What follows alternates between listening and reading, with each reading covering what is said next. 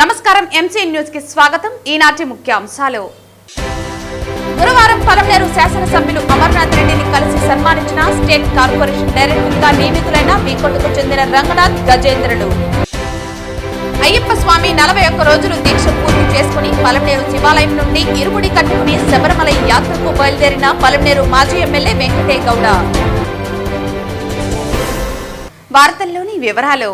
పలమనేరు శాసనసభ్యులు అమర్నాథ్ రెడ్డిని state corporation డైరెక్టర్లుగా నియమితులైన వీకోటకు చెందిన రంగనాథ్ గజేంద్రులు గురువారం కలిసి సన్మానించారు.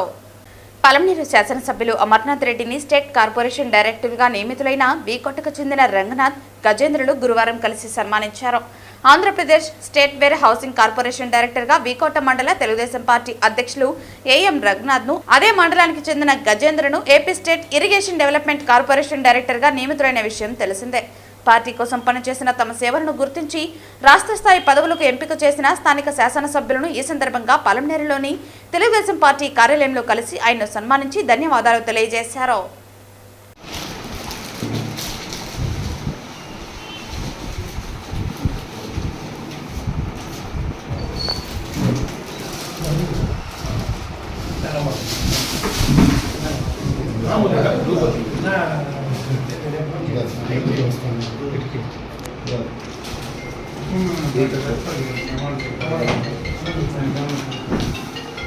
పలమనేరు మాజీ శాసనసభ్యులు వెంకటే గౌడ ఈ రోజుతో అయ్యప్ప స్వామి 41 రోజులు దీక్ష పూర్తి చేసుకుని పలమనేరు శివాలయం నుండి ఇరుముడి కట్టుకుని అయ్యప్ప స్వాములతో పాటు శబరిమల యాత్రకు బయలుదేరి వెళ్లారు. ఈరోజు పలమనేరు నియోజకవర్గం నుండి అన్ని మండలాలు పలమనేరు కలిసి మన అందరి ప్రీతం నాయకుడు ఎక్స్ఎమ్మెల్యే వెంకయ్య గౌడ గారి ఆధ్వర్యంలో ఎంతో పవిత్రమైనటువంటి విశేషమైనటువంటి ఈ అయ్యప్ప దీక్ష 40 రోజులు చేపట్టి 40 రోజులు పూర్తయిన సందర్భంగా ఈరోజు సుమారు 2 బస్సుల్లో 100 మందికి పైగా శబరిమల యాత్ర ఆయన ఆధ్వర్యంలో తీసుకెళ్లడం జరుగుతోంది. మేమందరూ కూడా ప్రతి సంవత్సరం వెంకయ్య గౌడ గారి ఆధ్వర్యంలో శబరిమల యాత్రకి అయ్యప్ప మీద ఉన్నటువంటి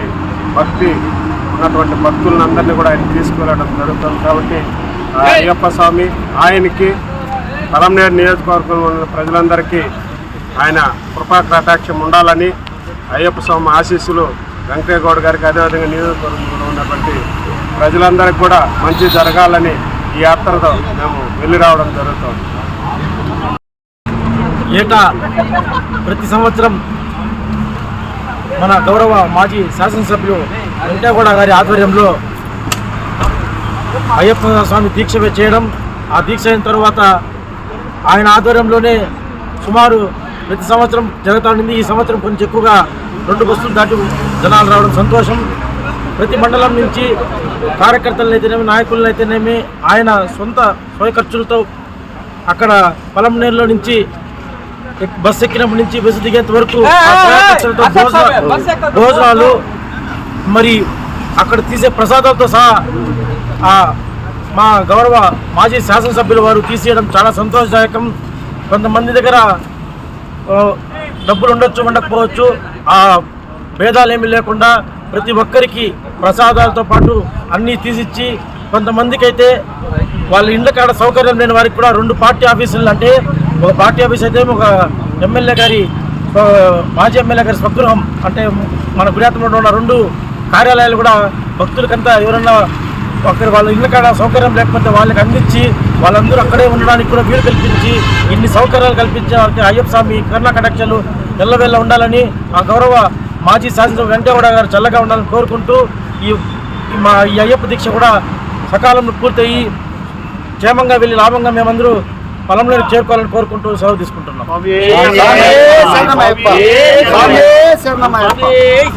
తిరుమల కొండపై జీఎస్టీ పన్నులను ఎత్తివేయాలని టీటీడీ ఉద్యోగ కార్మిక సంఘాల గౌరవ అధ్యక్షులు కందరపు మురళి కేంద్ర ప్రభుత్వానికి విజ్ఞప్తి చేశారు. అక్టోబర్ 22వ తేదీ నుంచి కేంద్ర ప్రభుత్వం చేపట్టనున్న జీఎస్టీ సంస్కరణల నేపథ్యంలో ఈ చర్యను ప్రకటించాలని కందరపు మురళి కోరారు. అక్టోబర్ 22వ తేదీ నుంచి కేంద్ర ప్రభుత్వం చేపట్టనున్న జీఎస్టీ సంస్కరణల నేపథ్యంలో ఈ చర్యను ప్రకటించాలని కందరపు మురళి కోరారు. జీఎస్టీ సంస్కరణలో విద్యారంగానికి 0% ప్రకటించారని, అదే మాదిరి తిరుమల ఆలయానికి 0% జీఎస్టీని ప్రకటించడం ద్వారా భక్తులకు, యాత్రికులకు ఎంతగానో తోడ్పడుతుందని, ఆయా సంస్థల పరిధిలో మరిన్ని అభివృద్ధి పనులు చేపట్టడానికి వీలవుతుందని కందరపు మురళి ఆ ప్రకటనలో పేర్కొన్నారు.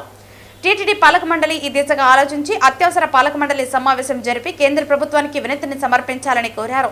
గత 5 ఏళ్లలో టీటీడీ జీఎస్టీ కింద 150 కోట్ల రూపాయలకు పైగా చెల్లించిందని, కేవలం 2024 సంవత్సరంలోనే 50 కోట్ల వరకు ఈ పన్ను చెల్లింపు ఉందని స్వయంగా లోక్సభలో ఆర్థిక మంత్రిత్వ శాఖ తరపున మంత్రి పంకజ్ చౌదరి ప్రకటించిన విషయాన్ని కందరపు మురళి గుర్తు చేశారు.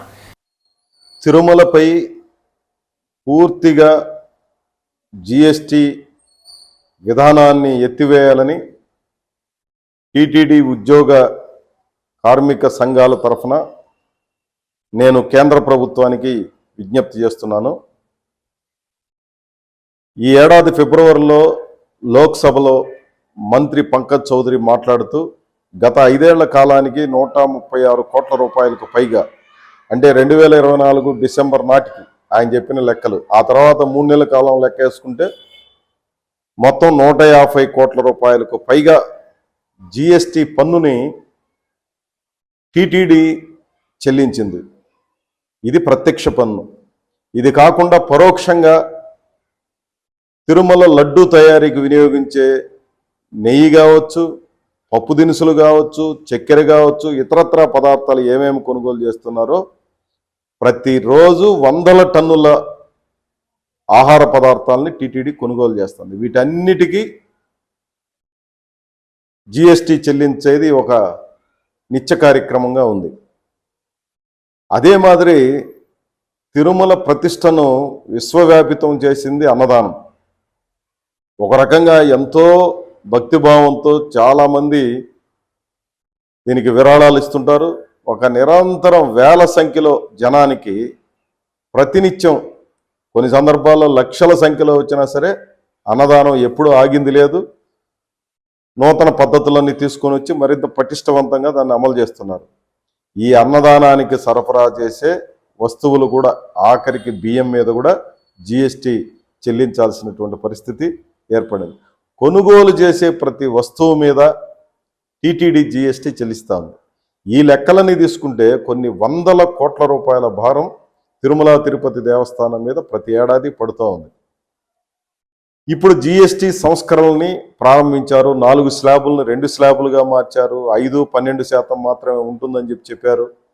ఇవన్నీ కూడా చాలా పెద్ద ఎత్తున చర్చ జరుగుతుంది. ఈ కారణంగా ఈసారి దీపావళి ధమాకా ప్రజలందరికీ బ్రహ్మాండంగా ఉంటుంది, పండుగకు ముందస్తు పండుగ చేసుకోవచ్చు అని చెప్పి రకరకాల ప్రకటనలు చేస్తున్నారు. ఈ నెల 22వ తారీఖు నుంచి జీఎస్టీ సంస్కరణల పేరిట ప్రజలకి కొత్త పన్నుల విధానాన్ని తీసుకొస్తున్నాము అని చెప్పి కేంద్ర ప్రభుత్వం ప్రకటన చేసింది. ఆర్థిక మంత్రి కూడా ఇదే విషయం మీద ప్రకటన చేసిన విషయం మనకందరికి కూడా తెలుసు. ఈ సంస్కరణలో భాగంగానే బీజేపీ నాయకత్వం తిరుమల ఆలయాన్ని పూర్తిగా జీఎస్టీ రహిత ఆలయంగాను, తిరుమల ప్రాంతాన్ని జీఎస్టీ పన్నురహిత ప్రాంతంగాను ప్రకటించాల్సినటువంటి ఆవశ్యకత ఉంది.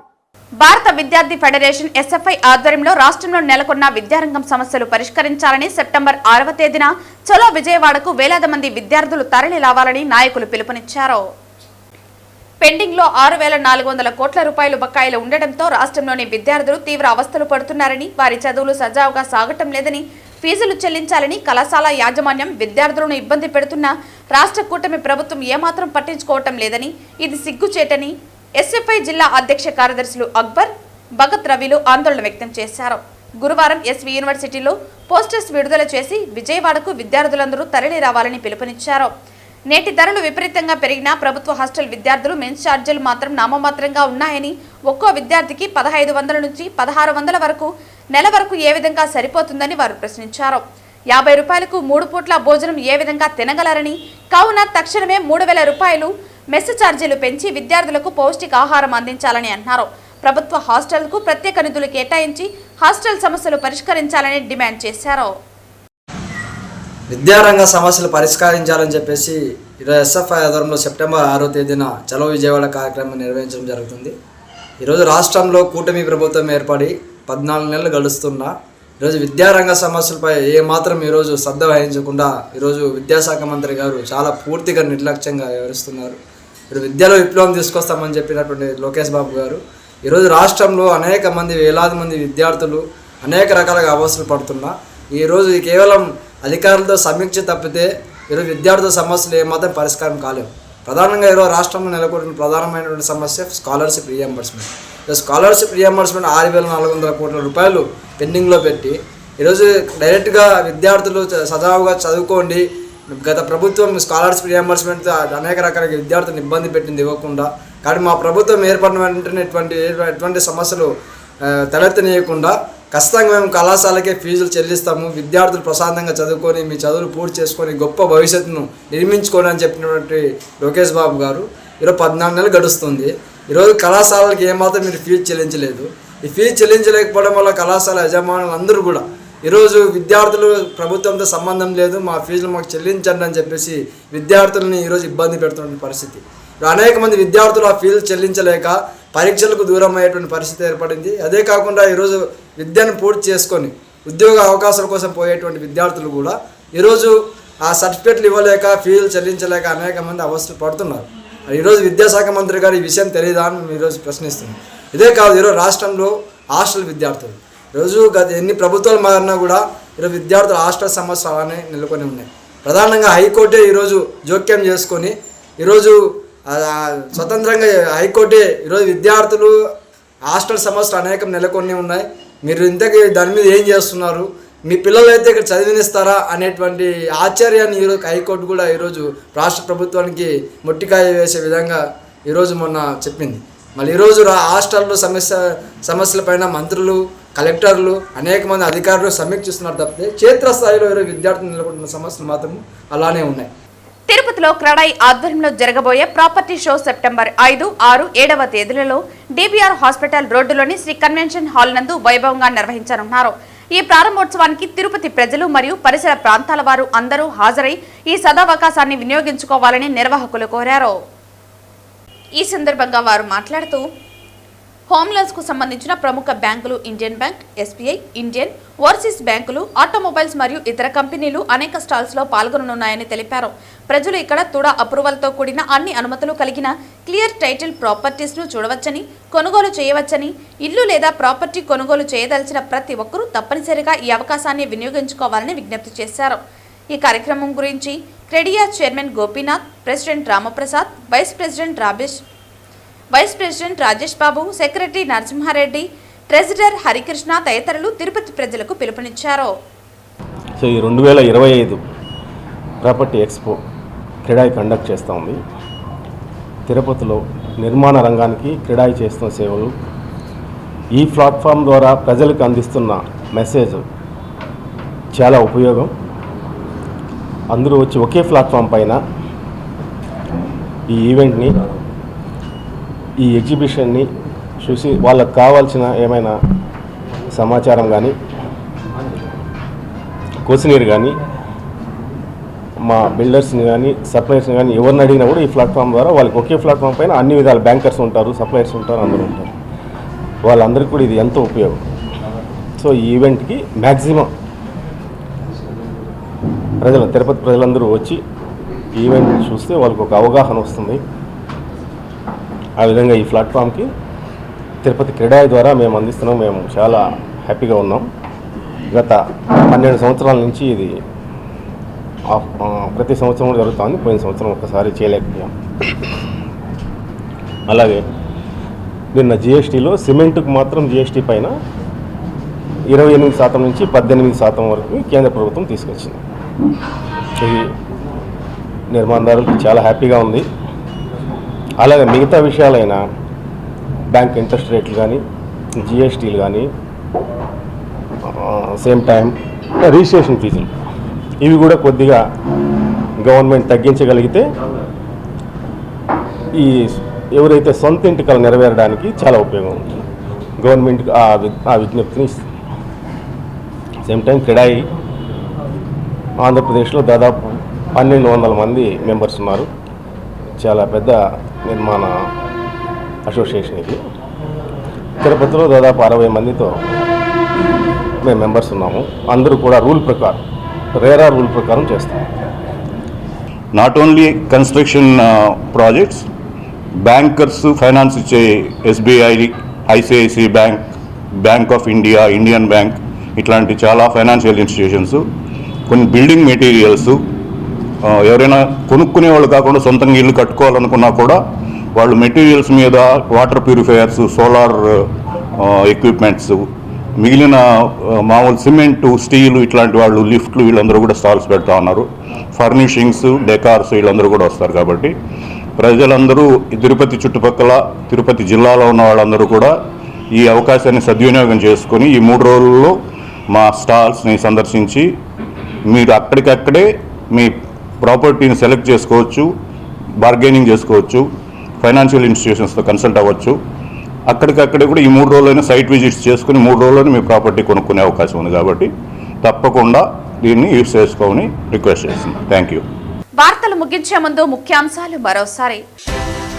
గురువారం పలమనేరు శాసనసభ్యులు అమర్నాథ్ రెడ్డిని కలిసి సన్మానించిన స్టేట్ కార్పొరేషన్ డైరెక్టర్గా నియమితులైన వీకోటకు చెందిన రంగనాథ్, గజేంద్రుడు.